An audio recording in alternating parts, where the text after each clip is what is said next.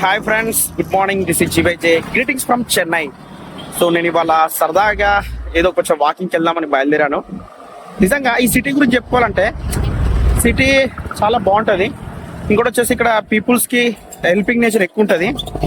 So మీకు విషయం తెలుసా, నాకు తెలిసి ఇక్కడ 40% మన తెలుగు వాళ్ళే ఉంటారు. తెలుగు వాడి గొప్పతనం చూడండి.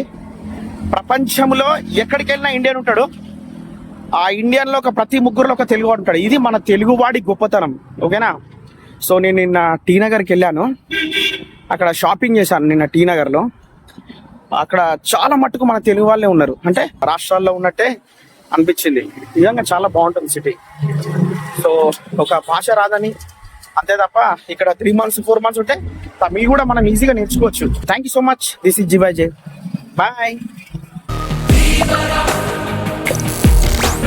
Show